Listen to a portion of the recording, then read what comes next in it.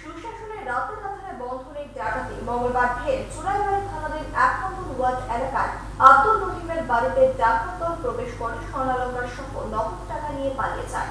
যদিও কর্মসূত্রে আব্দুল রহিম বাড়িতে ছিলেন না, ঘরে 2 সন্তান নিয়ে ঘুমিয়েছিলেন তার স্ত্রী। সেই সুযোগে ডাকাতের দল ধারালো অস্ত্র দিয়ে আঘাত করে মহিলার কাছ থেকে সমস্ত কিছু লুট করে নিয়ে যায় বলে অভিযোগ। রাতে বিষয়টি পুলিশকে জানানো হয়। পুলিশ ঘটনার তদন্ত শুরু করেছে।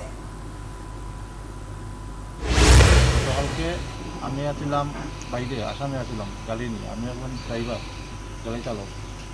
আমি বাইরে আসছিলাম রাত্রে আনুমানিক 2টা-2:30টার সময় আমার কাছে ফোন দিয়েছে যে আমার বাড়িতে এরকম একটা ডাকাত ঢুকিয়া আমার ওয়াইফের কাছ থেকে জিনিসপত্র, চুলা, তারপরে খানের এগুলো সব জিনিসপত্র এগুলো নিয়ে গেছে, মোবাইল সহ নিয়ে গেছে, মারধর করছে, তারপরে টুটাফাটা করছে যার মধ্যে। বাড়িতে আর কেউ আসছিল? বাড়িতে আসছিল আমার তো বাবা আসছিল, তো অন্য রুমে আসছিল, আমার তো রুম অন্য রুমে। ওখানে এখানে বাচ্চা আসছিল 3টা, আর আমার ওয়াইফ আসছিল, আর কেউ আসছিল না।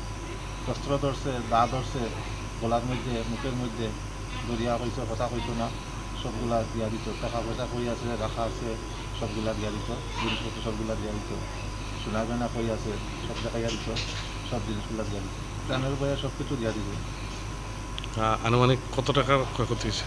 প্রায় আনুমানিক 2.5 লক্ষ টাকা।